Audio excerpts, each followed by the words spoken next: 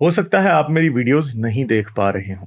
इसकी वजह मेरी वीडियोस पर लगने वाला बैन है। इस सूरत में आप या तो वीपीएन इस्तेमाल कर सकते हैं या फिर अपना कंट्री चेंज करके कोई भी और कंट्री कर दें, तो आपको मेरा चैनल पेज और मेरी तमाम वीडियोस दिखाई देने लगेंगी।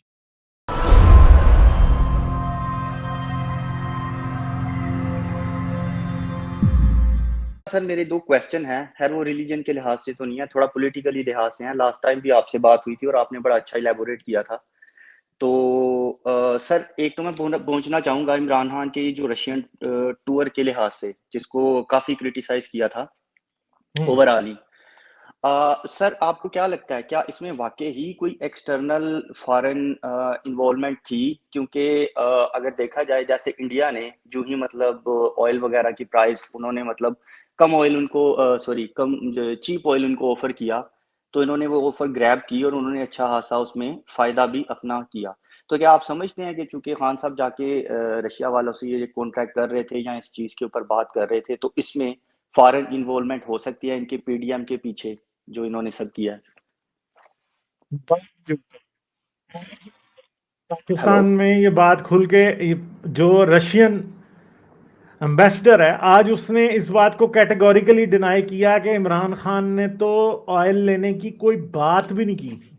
आज किया कैटेगोरिकली डिनाई रशियन एम्बेसडर जो कि पाकिस्तान में है उसने।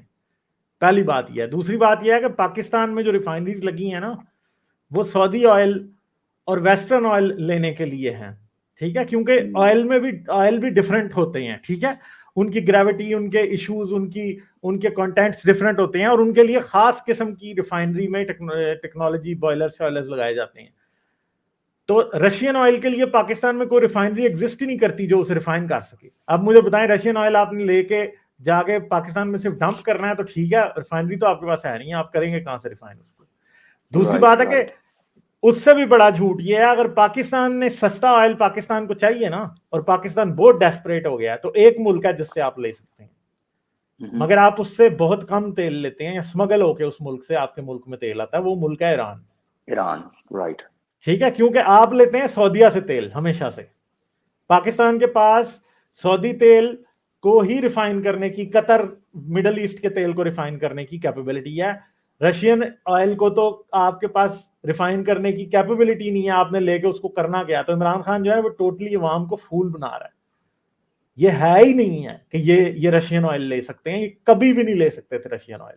आपको पाकिस्तान में रिफाइनरीज को अपग्रेड करना पड़ना था, और या फिर आपको रिफाइनरी नई कोई लगानी पड़नी थी। नई रिफाइनरी लगाने में आपको कम से कम 2 साल चाहिए नई रिफाइनरी लगाने के लिए। ठीक है, दो राइट। तीन साल दूसरी बात है कि पुरानी रिफाइनरीज को अपग्रेड भी इतनी जल्दी तो होना नहीं है। 6-7 माह तो उसमें भी लग जाएंगे। बॉयलर शॉयलर अपग्रेड करें, सेपरेशन का मैकेनिज्म लगाएं सारा रशियन ऑयल के लिए, उसमें भी टाइम लगेगा। तो ये बात तो ना इमरान खान ने वहां पे जाके को रशियन ऑयल की बात की है, ऐसे ही वहां को चूना लगा रहा है, बेवकूफ बना रहा है। और वो बेवकूफ लोग, ये जितने भी यूथी हैं, ये वैसे बातें कर रहे हैं। कोई इसमें कोई चांस ही नहीं, इमरान खान ने कोई बात ना की है ना कुछ, या कुछ भी नहीं है। इमरान खान बस बेवकूफ बना रहा है वहां को। ले ही नहीं सकते आप राइट। उनसे तेल, कहां से लेंगे? राइट। और सर एक क्वेश्चन मैं पूछूंगा कि सर अभी जो करंट इन्फ्लेशन का ये जो है वो हुआ है पाकिस्तान में, तो सर इसमें चूंकि ये लोग जो आईएमएफ वगैरह से कर रहे हैं, उनके प्रोग्राम में जा रहे हैं और आई थिंक इनको ग्रीन सिग्नल भी मिला है, इस वजह से इन सब लोग ने सब चीज़ों के ऊपर जो सब्सिडीज खत्म करके तो उसको इन्फ्लेशन इन्होंने काफ़ी ऊपर किया है। तो सर क्या समझते हैं कि ये जो हुकूमत है, क्या ये जो वैक्यूम क्रिएट हो चुका है, मतलब इनके जो रिजर्व्स हैं और जो ये बैंकरप्सी के बिल्कुल ब्रिंक के ऊपर हैं, तो क्या इसको ये स्विंग बैक कर सकेंगे या ये सिचुएशन कोई मतलब हो जाएगी श्रीलंका वाली? मुझे लगता है स्विंग बैक हो चुका है ऑलरेडी। कैसे? उसकी एक बहुत बड़ी निशानी है। पाकिस्तान को $25 करोड़ दिया है वर्ल्ड बैंक ने 2-3 दिन पहले। राइट। ठीक है, वर्ल्ड बैंक ने पैसे देने ही नहीं थे अगर उन्हें पता ना होता कि आईएमएफ से पाकिस्तान की डील नहीं हो रही। उन्हें पता चल चुका है कि पाकिस्तान की आईएमएफ के साथ डील बस फाइनल हो चुकी है। ठीक है, तो इसलिए ये श्रीलंका वाले हालात नहीं होंगे पाकिस्तान में। ये गवर्नमेंट जो है ना, उसने महंगाई करके, उसने कैसे भी करके मुल्क को डिफॉल्ट होने से बचा लिया। ठीक है, और ये किया था सब इमरान खान का, क्योंकि इमरान खान अब तो शेख रशीद ने बता दिया ना कि इमरान खान जो है वो इकोनॉमिक लैंड माइंस बिछा के गया, उसने जानबूझ के एंड के ऊपर ऑयल जहां पे उसने महंगा करना था उसने सस्ता कर दिया। ये कैसे हो सकता है कि आप सस्ता कर दें, और सस्ता भी इतना किया कि जितने का खरीद नहीं रहे उतने का बेच रहे हैं, ताकि अगली आने वाली गवर्नमेंट को मुसीबत पड़े। इमरान खान को बेसिकली फरवरी में ये बात 100% क्लियर हो गई थी कि इमरान खान जो है अब नहीं रहेगा, इमरान खान जा रहा है, इसलिए उसने 28 फरवरी को जो है ऑयल महंगा करना था, जिस दिन डेट महंगा करने की थी उसने सस्ता कर दिया, ठीक है, ताकि आगे आने वाली गवर्नमेंट को मुसीबत पड़े। और अभी इमरान खान इतना चीखें वगैरह क्यों मार रहा है, उसकी वजह यही है कि इसीलिए मार रहा है कि इसीलिए वो चीखें मार रहा है क्योंकि उसको पता है कि ये सारी चीजें अब उसके कंट्रोल से निकल गई हैं। अब इमरान खान अक्टूबर से पहले कोई लॉन्ग मार्च नहीं कर सकता, क्योंकि ये अगर एक और लॉन्ग मार्च करेगा ना, अभी इसने लॉन्ग मार्च किया था तो 25,000 बंदा नहीं निकला बाहर, और लिटरली जुलाई में लॉन्ग मार्च, जुलाई में तो लॉन्ग मार्च करने वाला को पागल ही होगा, इतना हब्स और इतनी ज्यादा ह्यूमिडिटी होती है कि गाड़ी आप किसी जगह जाके खड़ी कर दें तो आप उसका सिर्फ शीशा नीचे कर दें, एसी ना चलाएं तो आपकी ऐसी की तैसी हो जाती है, गाड़ी आपके इशारे पे खड़ी हो जाए। और ये वो दिन है जिन दिनों में एसी काम करना बंद कर देते हैं। तो इमरान खान साहब की ने खुद तो आना है हेलीकॉप्टर पे, तो लोगों ने आके आंसू गैस खानी है इतनी सख्त गर्मी में। शाम का वक्त भी जो है ना इस्लामाबाद में, मैं सारी जिंदगी इस्लामाबाद में रहा हूँ, शाम के वक्त भी इस्लामाबाद में 35-36 डिग्री से कम नहीं होता शाम के वक्त रोड्स के ऊपर, ठीक है। तो जब रात की लाइटें, स्ट्रीट लाइट्स जल रही होती है ना, तो 35-36 डिग्री चल रहा होता है, तो कौन कर सकता है मुजाहरा, ये कर ही नहीं सकता। अब इमरान खान के पास आखिरी विंडो होगी कि किसी भी तरीके से ये सिर्फ और सिर्फ एंड पे, अक्टूबर के एंड पे कोई उस टाइम तक कर ले। मगर मेरे ख्याल में अगले मंथ में जो बाय इलेक्शंस हो रहे हैं, basically that would be the last nail in Imran Khan coffin, ठीक है। क्योंकि बाय इलेक्शंस होंगे, उसमें पंजाब में सबसे जो इस वक्त एक डेंजरस जगह है वो है कि पंजाब में जो है वो हमजा शहबाज के पास बेसिकली प्रॉपर मेजॉरिटी नहीं है, ठीक है। ये 20-25 सीटों पे इलेक्शन हो रहा है, जितने पीटीआई के लोग डिस्क्वालीफाई हुए हैं वो इलेक्शन लड़ा जाएगा, उधर से इन्होंने हार जाना है, इनके हाथ कोई सीट नहीं आनी। मैं बड़ा हैरान हूंगा कि इनके हाथ में 5 सीटें आ गई अगर 25 में से, नहीं आएंगी कोई, ठीक है। ये जाएंगे हार और पंजाब से इनकी हो जाएगी छुट्टी, ठीक है। दूसरा फिर रह जाएगा जो फिर कुछ सीटों पे 7-8 सीटों के ऊपर फिर इलेक्शन हो रहा है नेशनल असेंबली का भी, उसमें भी ये बुरे तरीके से हारेंगे। जब ये उसमें भी बुरे तरीके से हारेंगे, उसके बाद कोई नहीं है। इवन के अभी कल परसों सैयद तलत हुसैन बात कर रहे थे कि पीटीआई के लोग अंदर से ही बात कर रहे हैं कि इनके पास तो इन बाय इलेक्शंस में बंदे ही नहीं है जो कि इलेक्शन जीत सकें कोई भी, जिन ये इलेक्टेबल्स थे सारे जो कि डिस्क्वालीफाई हुए हैं अभी पीटीआई के, इनके पास इन बंदों का कोई अल्टरनेटिव है ही नहीं है जो कि उन कॉन्स्टिट्यूएंसीज में इलेक्शन लड़के जीत सके।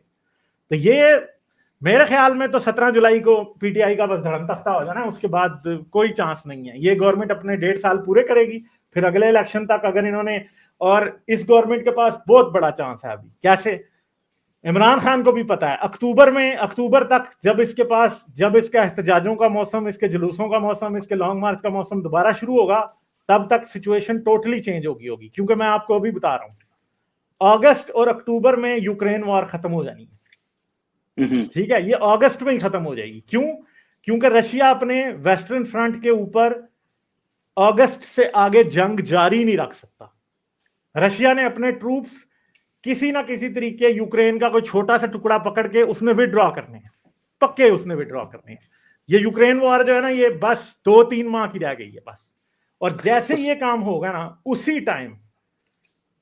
टाइम जब तेल की कीमत, तेल जो है ना वो बड़ी देर से फ्लक्चुएट कर रहा है, कैसे, बड़ी मजाहिया बात है। मैं कल ही बात कर रहा था कि पिछले साल जब कोविड ने ऐसी की तैसी की हुई थी, तो फ्यूचर्स लोग नेगेटिव में दे रहे थे, यानी लोग फ्यूचर दे रहे थे और साथ पैसे दे रहे थे कि लोगों के पास तेल को स्टोर करने की जगह नहीं थी, ठीक है।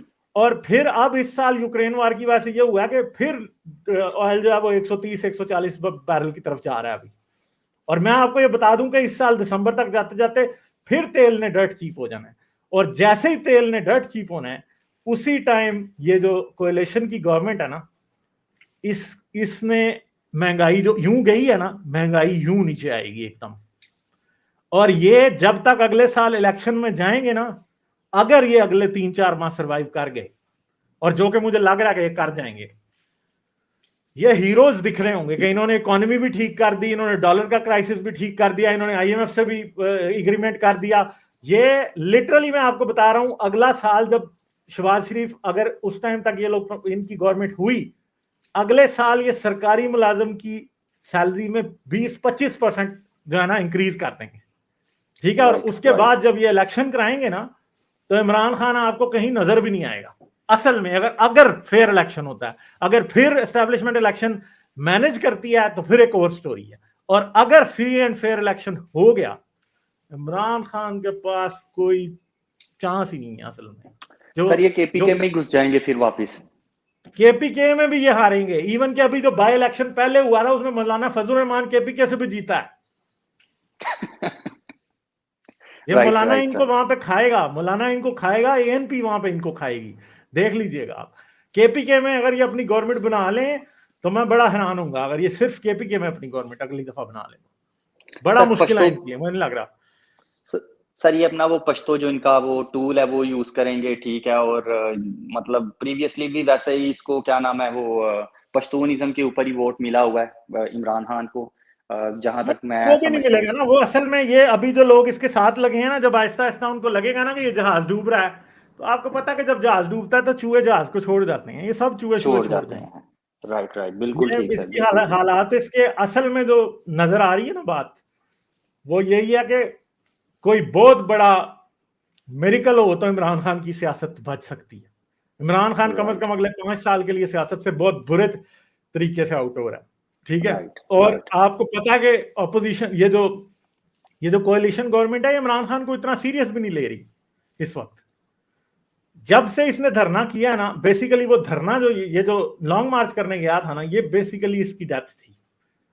और ये ना करता तो इसका कम से कम थोड़ा प्रेशर बना रहता, क्योंकि उसके बाद से गवर्नमेंट को कॉन्फिडेंस आ गया कि यार इसके लिए कोई निकला ही नहीं है हम।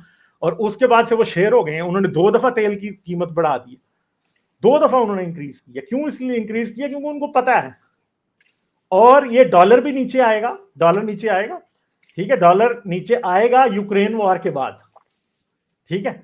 अभी डॉलर को सिर्फ बचा लिया जाए ना इस वक्त, कि जिधर है उससे 10 रुपए और ऊपर ना जाने दिया जाए, बहुत बड़ी। जैसे जैसे आईएमएफ की जो है ना वो लोन की इंस्टॉलमेंट्स मिलती जाएंगी, डॉलर नीचे आता जाएगा।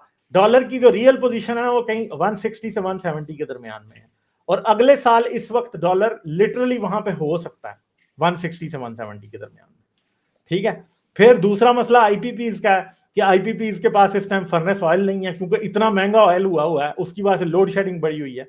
मगर ये सब कुछ अगले 2-3 महीने में सब सॉल्व हो जाएगा। दिसंबर तक मुझे लगता है कि बहुत ही सिचुएशन उल्टी हो गई होनी है इनके लिए। ये इनके पास कुछ भी नहीं बचा होना, ये इनके पास अपनी शक्ल बचाने के लिए जो है ना बहुत बड़ा प्रॉब्लम बना होना। राइट तो सर इसमें आप ये जो यूक्रेन और ये जो रशियन वॉर है, इसको आप कैसे देखते हैं कि अगर तो क्या ये नेटो में चला जाएगा? क्योंकि अगर ये नेटो में चला जाता है तो डेफिनेटली फिर रशिया के लिए भी एक अच्छा खासा थ्रेट हो जाएगा। ये अब अगले 2 महीने 3 महीने बहुत क्रूशल है।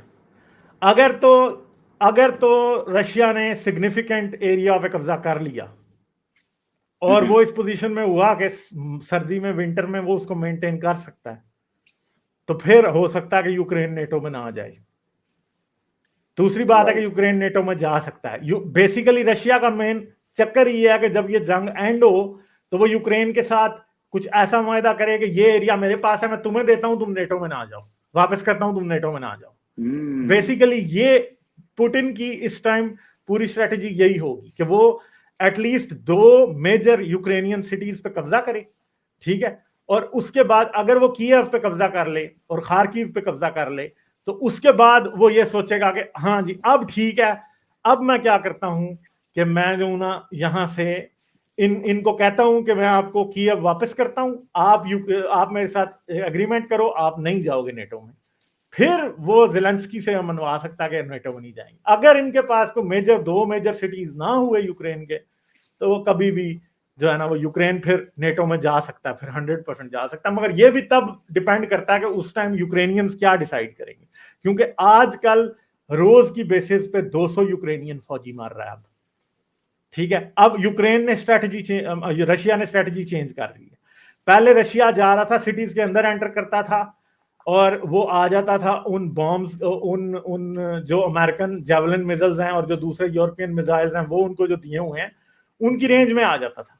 मगर अब क्या हुआ है कि अब वो हैवी आर्टिलरी से उन मिसाइलों की रेंज से बाहर से मार रहा है, एयरफोर्स वो नहीं भेज रहा, ठीक है।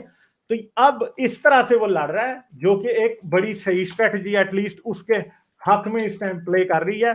तो अब आगे आने वाला टाइम थोड़ा इंटरेस्टिंग होगा, पता चलेगा कि क्या होता है। तो देखते जाएं क्या होता है, पता चल जाएगा आने वाले कुछ दिनों में। राइट। हाँ, और उस्मान सर भाई। एक लास्ट चीज मैं जैसे एक जनरल सा मैसेज देना चाहूंगा पर्टिकुलरली मोमिन्स के लिए कि मतलब जब भी रिलीजियस चीजों को देखें, चाहे वो क्रॉस रिलीजन स्टडी है या मतलब जैसे ये आपसे आके क्वेश्चनिंग करते हैं, तो सर एक मैसेज ये है कि न्यूट्रल होके देखा करें। ये नहीं कि अगर मतलब मेरा बाप गलत है या डाकू है तो मुझे मानना चाहिए कि नहीं यार वो डाकू है। ये नहीं कि अगर मेरा बाप रोंग है तो मैं उसको बोलूं नहीं यार ये रोंग नहीं है, तेरा बाप रोंग है तो वो रोंग है, ठीक है। वो पंजाबी में वो क्या अक्सर वो पंजाबी मूवीज में आती है, त्याड़ा कुत्ता कुत्ता साडा कुत्ता टॉमी। तो यहाँ पे अगर ये इस चीज को एक्सेप्ट कर लें तो सर मेरे ख्याल से जो है ना इनको काफी वो एक्सेप्टेंस में जो है ना थोड़ा इजी हो जाएगा। क्योंकि सबसे बड़ा प्रॉब्लम इनका ये है कि सर ये मतलब ना उस चीज को एक्सेप्ट नहीं करते जो चाहे रॉन्ग भी इनके सामने हो। आप और हारिस भाई कितनी दफा इतने रेफरेंस वगैरह इतने सॉलिड रेफरेंसेस देते हैं इनको, मगर फिर भी इनकी समझ में नहीं बैठता। हालांकि ये चीज मेरी समझ में बैठ गई थी when I was like 10 years before when I was studying medicine. तो उस टाइम सर मतलब मुझे ये चीज बिल्कुल क्लियर हो गई थी कि यार वहां पे तो लिखा मिट्टी से बना है और यहाँ पे एपिथेलियल सेल्स हैं, ठीक है, और एडिपोज टिश्यू हैं, ठीक है, ये जीन्स है, ये क्रोमोसोम है। तो it's a whole different world then what we have been taught.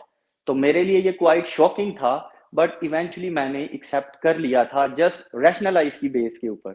तो ये मैं जैसे एक छोटा सा मैसेज देना चाह रहा हूँ सब मोमिन्स को और सब रिलीजन्स वालों को कि भाई कोई भी चीज है उसको रैशनली देखो, और अगर वो प्लस के ऊपर बैठती है तो उसको मानो यार प्लस के ऊपर है, अगर वो माइनस पे बैठती है तो बोलो माइनस के ऊपर है। That's it sir, thank you very much for giving your precious time sir. चलें ठीक है, बहुत शुक्रिया आपका। Okay, bye bye.